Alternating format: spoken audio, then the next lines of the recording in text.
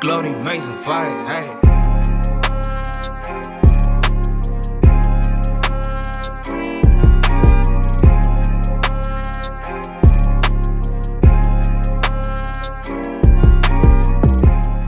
Bonjour Gradure. Ouais, salut. Bienvenue dans le média Aloha News. Aujourd'hui, on va parler de la sortie de son nouvel album qui s'appelle Zone 59. Tu sais, en écoutant cet album, moi je suis retourné à tes anciens albums aussi. Et il y a un morceau qui m'a toujours touché. J'ai l'impression que c'était l'un des morceaux les plus sincères que tu as fait, c'est Confession. Pourquoi j'ai fait ça? Parce que j'ai l'impression que ce morceau-là, il avait regroupé un petit peu tous les messages que tu avais. Et j'ai l'impression que ce morceau, il aurait pu figurer aussi dans cet album-là au niveau du message. Et la première question toute simple, c'est que tu n'étais pas là pendant un petit moment. Tu étais où? Tu faisais quoi? Et aussi, du coup, est-ce que tu as songé à arrêter le rap durant tous ces moments-là? Ouais, pendant un moment, ouais.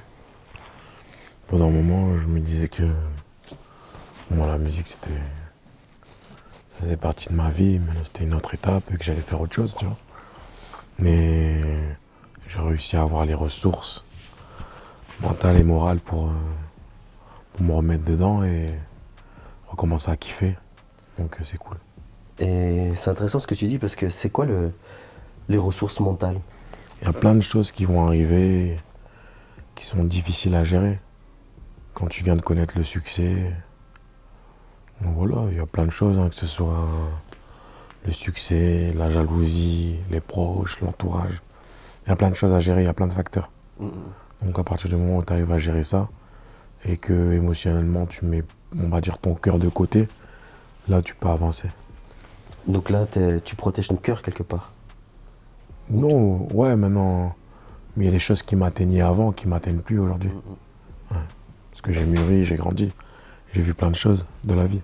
Dans ce nouvel album, il y a quelque chose qu'on n'a pas retrouvé, c'est tu parles très peu de ton passé de militaire, sans doute que tu l'as fait dans les autres projets, et aussi peut-être ta relation avec le Congo. Est-ce qu'il y a des sujets que tu t'es dit, dans cet album-là, je ne vais pas en parler? Non, j'ai plus... Il y a 2 sons que j'ai fait où je parlais du Congo, mais comme je suis en train de monter mon association, je préfère les garder et demain les sortir pour faire parler de mon association, plutôt que les laisser comme ça dans mon album. Il y a des sons que j'ai enlevés volontairement. Je me suis dit que c'était mieux de les sortir en inédit pour promotionner l'association plutôt que les laisser comme ça dans l'album. C'est quoi l'association? L'association que je suis en train de monter, en fait, qui va aider beaucoup de gens au Congo, les Chégués, principalement. Et c'est ça que je suis en train de monter, en fait. En 2015, il me semble, t'es parti justement au Congo pour un concert. Je crois que ça a été un de tes premiers concerts au Congo. Je te dis ça parce que j'avais des connaissances là-bas qui étaient avec toi, pas très loin. Comment ça s'est passé? C'était quoi la rencontre avec le public? Et si mes sources sont bonnes, les Chégués sont montés avec toi sur scène durant le concert. Ça n'a pas duré longtemps. Ouais. J'ai peut-être eu le temps de faire 3 sons. Après, il y a une coupure de courant.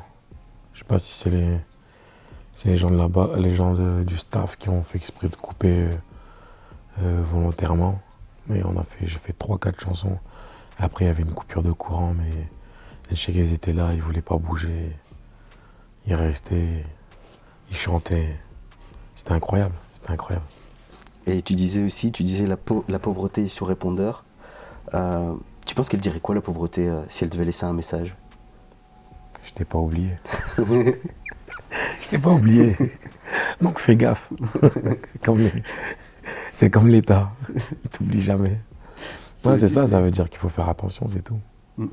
La pauvreté se répondait. La pauvreté, c'est comme un huissier, quoi.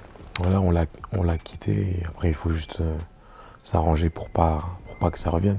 Faire les bons placements, pas faire n'importe quoi avec son argent. C'est ça. C'est ça. Pour pas qu'elle te rappelle. Pour revenir au morceau Confession, il y a un truc que tu dis qui m'a marqué. Tu dis, mais regarde les problèmes. Thomas, les problèmes, c'est un don de Dieu ou un cadeau du diable. Est-ce qu'aujourd'hui, avec le recul, avec la maturité, les problèmes dans la musique, c'est un cadeau de Dieu, c'est un don de Dieu ou un cadeau du diable, ce bordel? C'est subjectif, tout est subjectif. Après, ça, tu le prends de la façon dont tu veux. Enfin, de la manière dont tu veux l'apprendre. Après, voilà, on fait un métier qui est bien. que beaucoup de gens ont envie de faire, on vit une vie que beaucoup de gens ont envie de vivre. Forcément, il y a des problèmes aussi. C'est comme quand on dit more money, more problem. C'est pareil. C'est pareil, donc faut juste trouver un juste milieu et puis c'est tout.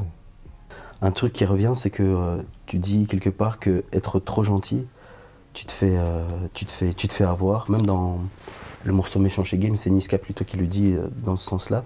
Mais j'ai l'impression que toi, tu as un peu le contre-exemple de tout ça en disant que quand on te voit sur les réseaux, on te voit avec les artistes, etc., t'as toujours le commentaire de dire Gradure, il est bon, il est gentil, tout ça.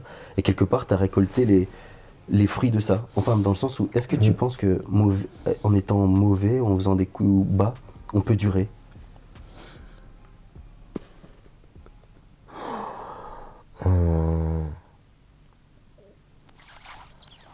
Après, moi, je regrette pas, c'est ma personnalité, je regrette pas. Mais je pense qu'il faut être un peu plus dur. Faut être un peu plus dur.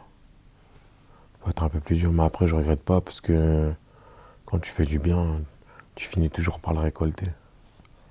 Si c'est pas là, ce sera dans une autre vie. Mais tu finiras toujours par le récolter. Mais je pense que ouais, pour le business, il faut être un peu plus méchant. Et ça veut pas dire qu'il faut faire du mal aux gens. Il faut juste être un peu plus dur. C'est quoi dur? Un peu plus dur, c'est... Je sais pas, il faut faire attention à ce que tu fais, il faut faire attention, pas donner ta confiance à tout le monde, pas l'accorder. C'est plein de choses. Être un peu plus dur, c'est être un peu sur ses gardes. Dans tout, en fait. Il faut être un peu plus dur, il faut être un peu plus... moins gentil, c'est tout.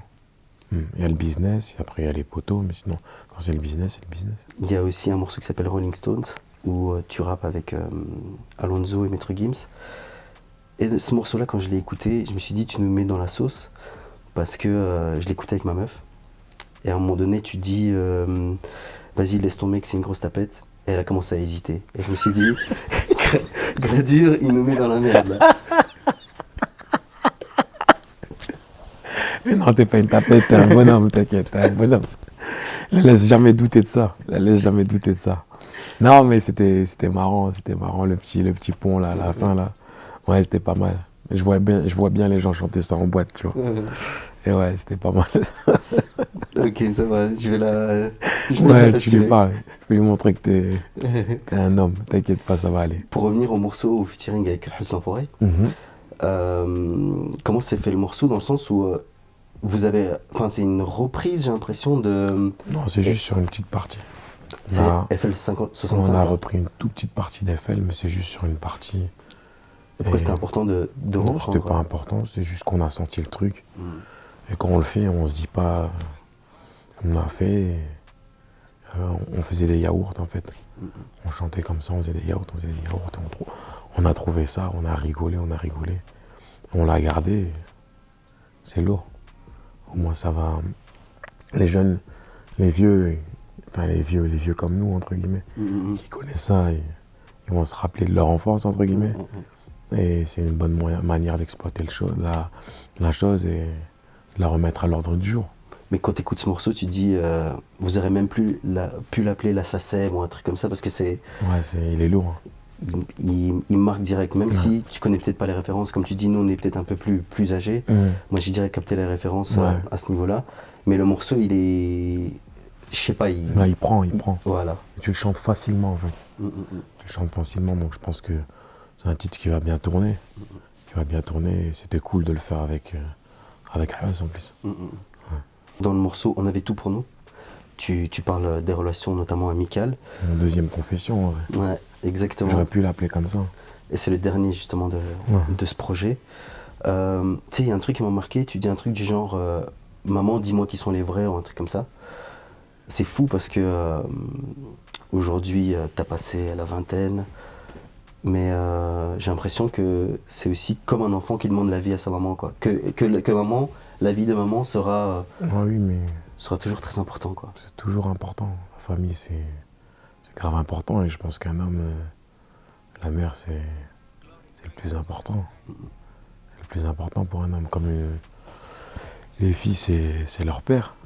Mais moi, ma mère, elle est très importante. quand j'ai eu des petites galères, je lui en parlais parce que je sais que dans ses réponses ou dans ses conseils, c'était sincère. Donc c'était plus facile d'en parler des fois. Après, j'explique pas tout, on peut pas tout expliquer. Mais des choses comme ça, ouais, c'était facile de lui expliquer. Il m'a toujours donné des bons conseils. Et c'est une question un peu bizarre, mais est-ce que si nos parents, je généralise, savaient tout ce qu'ils savent pas sur nous, c'est-à-dire notre vie en dehors de ce qu'ils savent, que ce soit le quartier ou autre, est-ce qu'ils diraient de nous, tu penses, qu'on est des vrais? On est des vrais ou que je suis un vrai? Que tu es un vrai. Je sais pas.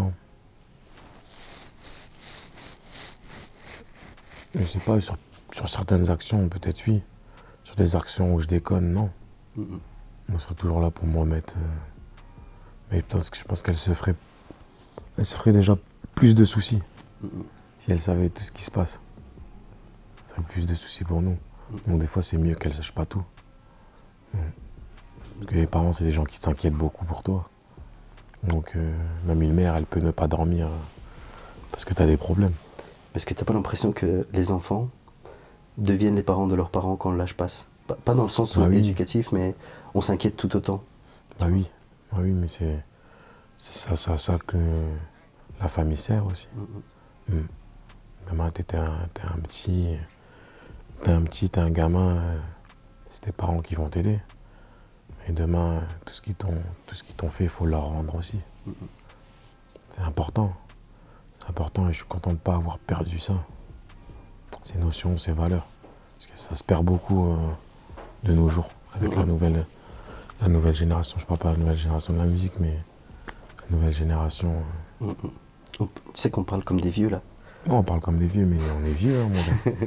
Si on se rend pas compte, mais on est vieux. Moi, j'ai bientôt 30 ans, mon gars.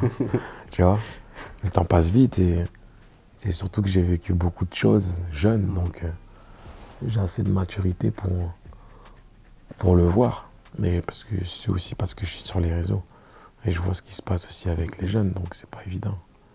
Ça fait peur. Ouais. Ça fait peur. Et peut-être une dernière question, dans le morceau Confession, tu dis « Non, j'ai pas peur de mourir », voilà que j'ai pas peur de mourir. Tu as peur de quoi aujourd'hui? J'ai pas peur de mourir, j'ai plus peur de voir mes proches mourir. Je pense que c'est ça. C'est ça. Aujourd'hui, j'ai mes deux parents, je sais pas ce que ça me... Je sais pas. J'essaie pas d'imaginer. Aujourd'hui, j'ai une fille. Je me dis, imagine ma fille lui arrive quelque chose. C'est des choses que... Et j'y pense, mais j'ai pas trop envie de me poser dessus. C'est des choses qui pourraient me rendre fou. Mais après, malheureusement, c'est la vie. C'est les choses de la vie, c'est les... On est né pour vivre, on est né aussi pour mourir. Donc c'est ça. Faut juste trouver la paix intérieure et essayer d'avancer. Mais c'est pas évident. Ça fait peur. Moi, j'ai pas forcément peur de mourir. Mais après, quand tu commences à avoir un enfant, tu te dis, ah, si je pars, je laisse ma fille tout seul. Tu vois? Aujourd'hui, parce que tu as des responsabilités, c'est plus chaud. Tu dois plus penser que pour toi. On n'est jamais seul, quoi. On n'est jamais seul. On n'est pas tout seul. Merci beaucoup. Je t'en prie. Merci. On se dédicace la Belgique. On est ensemble. L'album Zone 59, 29 novembre. Pow!